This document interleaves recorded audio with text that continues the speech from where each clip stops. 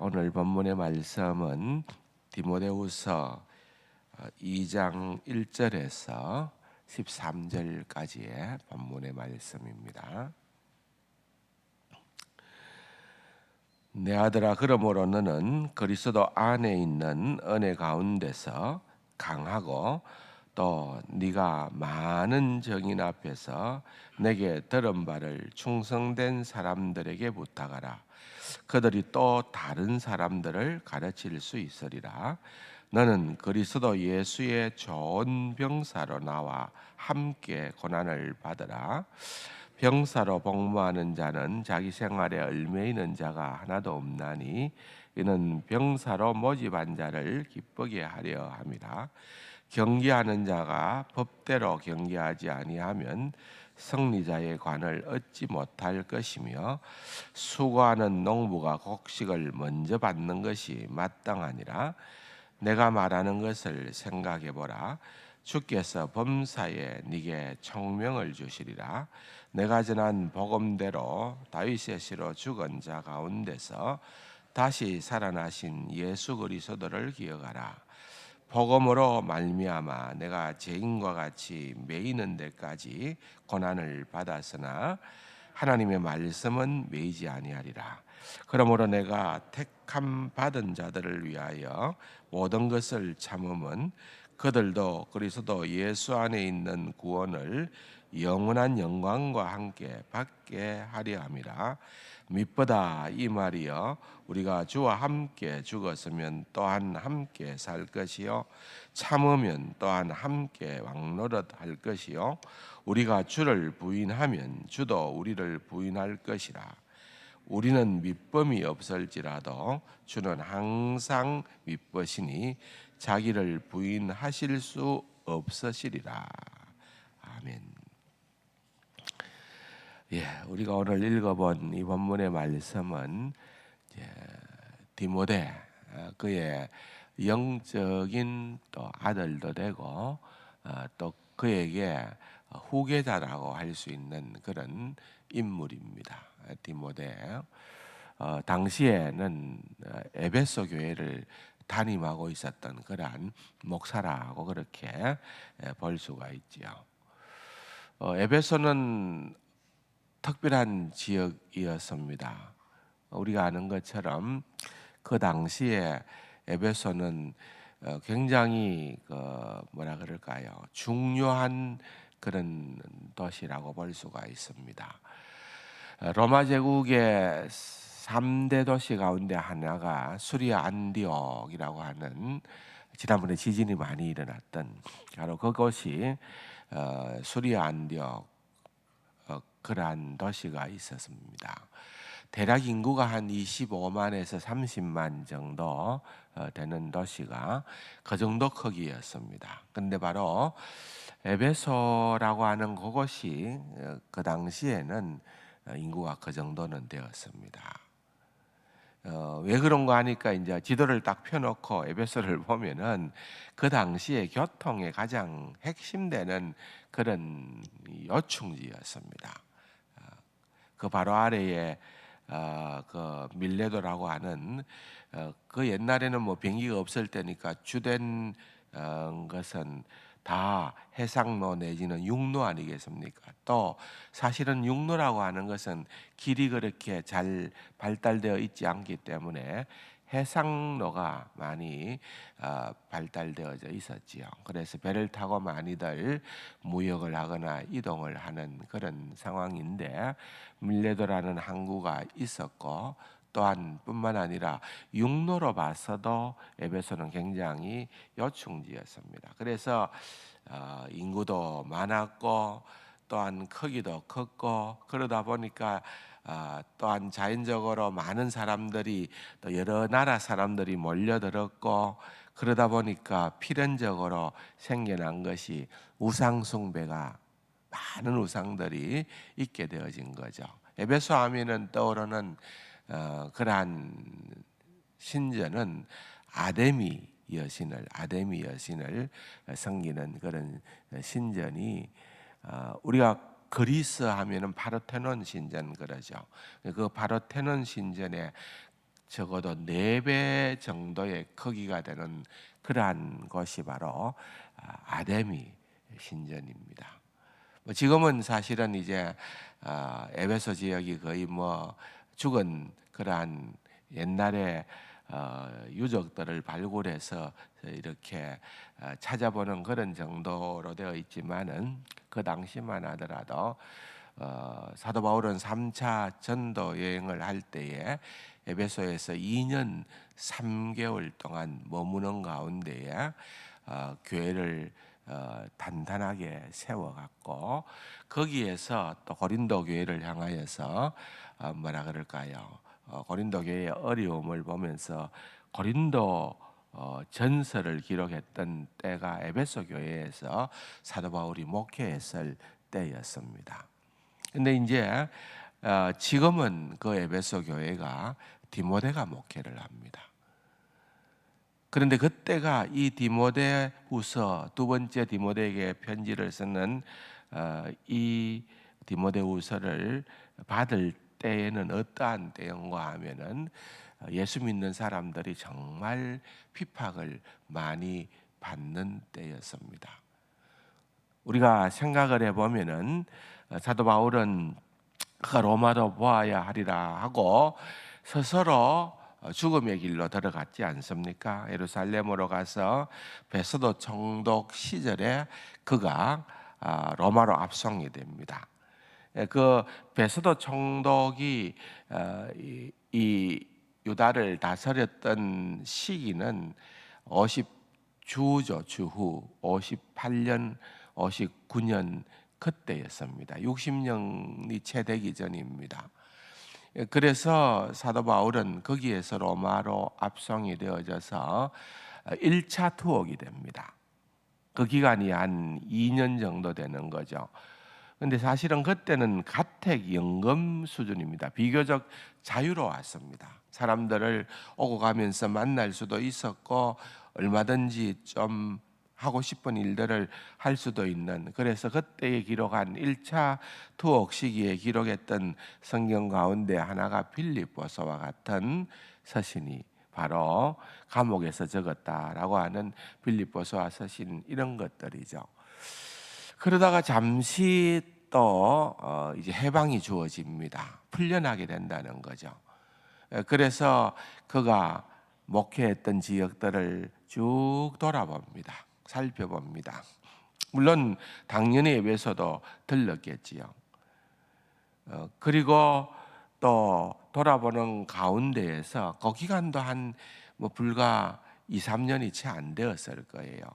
다 시기적으로 나누어 보면은, 왜냐하면은 이제 사도 바울이 그렇게 하고 난 다음에 다시 로마가 기독교인에 대한 박해를 대대적으로 하면서 예수 믿는 사람들을 붙잡아 오던 시기에 사도 바울이 다시 로마의 감옥에 더 깊은 곳에 갇히게 되어졌습니다. 이제는 정말 죽음을, 순교를 직감을 하게 되어지고, 실제 그때의 분위기는 네로 황제가 우리가 아는 것처럼 여러 가지 정치적인 이유를 들어서 기독교인들에게 모든 것들을 덮어씌워서 죽여가고 있었던 그런 시기였습니다. 그렇기 때문에 네로 황제가 결국은 원로원의 결정에 의해서 그의 직이 파면되게 되어졌을 때 스스로 목숨을 끊었던 것이 68년입니다. 주 68년. 그러니까 네로 황제에 의해서, 유세비우스라고 하는 유명한 역사학자는 이 네로 황제가 있을 때에 사도 바울이 죽었다고 그렇게 봅니다. 주장을 합니다.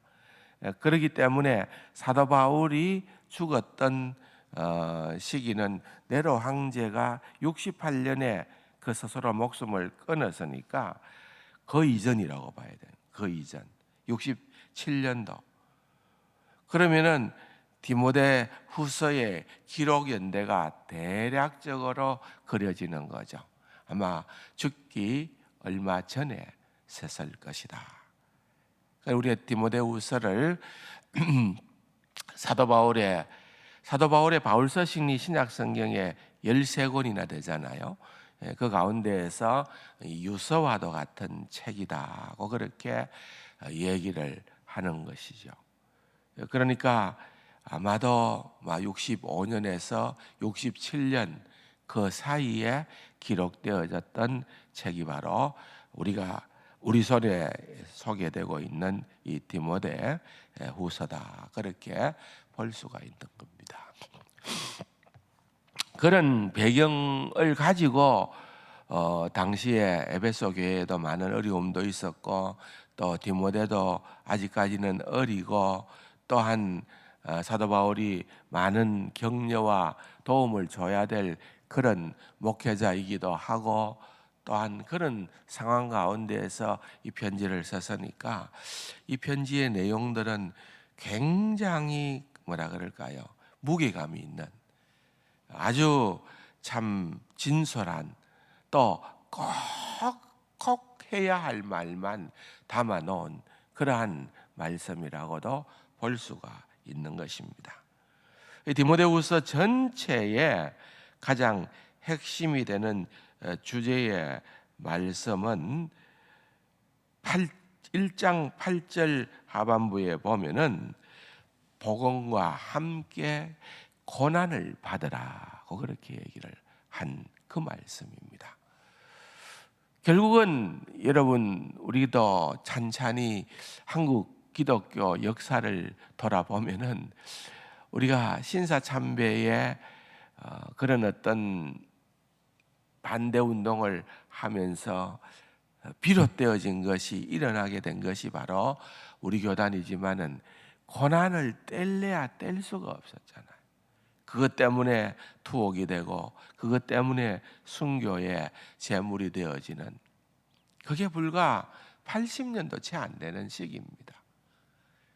그러니까 사실은 지금은 우리가 이렇게 복음의 자유를 누리고 살아간다 하지만은 실제적으로 굉장히 어려운 시기를 우리는 얼마 전에 복음 때문에 우리는 견뎌야만 했습니다. 기독교의 복음은 온실 가운데에서 왕성하게 일어났거나 전파되어졌던 것이 아니라 언제나 고난과 함께 했다는 거예요. 오히려 고난이 강력한 동기를 부여하게 되었습니다. 사도행전을 보면은 고난과 핍박이 오게 될 때에 그리스도인들이 예루살렘에서부터 뿔뿔이 흩어지게 되어지고, 또한 유대인 디아스포라, 흩어진 성도들이 그들이 머무는 그곳에서 복음을 들고 일어섰기 때문에 복음이 그야말로 세계적으로 퍼지게 되어지는 역사가 일어나게 된 겁니다. 그렇기 때문에 기독교는 고난이 낯선 것이 아닙니다. 고난이 오히려 없다는 것이, 어려움이 없다는 것이, 그게 낯선 겁니다. 당대에도 우리가 아는 것처럼 계속해서 핍박과 고난과 순교와 이런 일들이 일어나고, 그래서 결국은 다시금 유대교로 회귀하게 되어지는 그런 일들이 일어나고, 끊임없이 사도 바울은 그런 보고들을 받게 되어졌을 때에 결국은 놓쳐서는 안 되는 것은 복음을 붙들고 그것을 더욱더 깊이 알고 그것을 전하는 일이다. 여러분, 여러 가지 예를 듭니다. 그리스도 예수의 좋은 병사로서, 또한 경계하는 자로서, 농부의 수고처럼, 여러분, 이 모든 것들은 그냥 쉬운 거는 하나도 없다고 보면 되는 겁니다. 우리가 융통성을 부리고, 우리가 깨를 부리고, 우리가 조금 쉬운 길을, 편한 길을, 넓은 길을 그렇게 갈 수 있는 그런 대안은 없다고 말입니다. 모든 것이 법대로 하게 되어질 때에는 거기에는 고난이 함께 한다, 그 말입니다.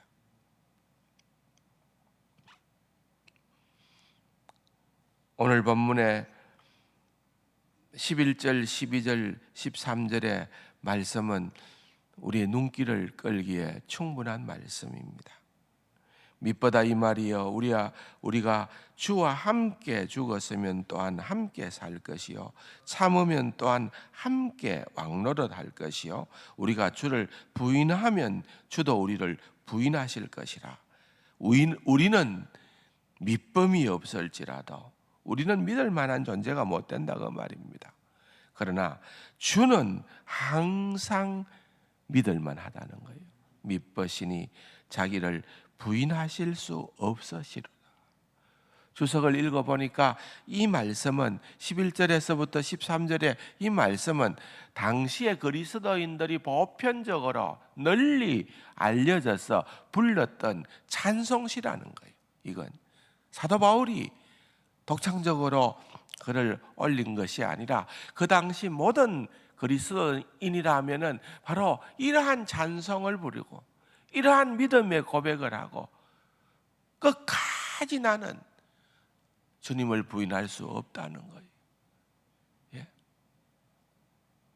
제가 한번 설명을 했죠. 이번에 태국에 가서 라오스 지도자들을 만났는데 라오스에서는 예수 믿는다는 것이 걸리면은 15년 제하 감옥 생활을 해야 되는데 매일같이 서류를 한 장씩 넣어준대요. 백지를.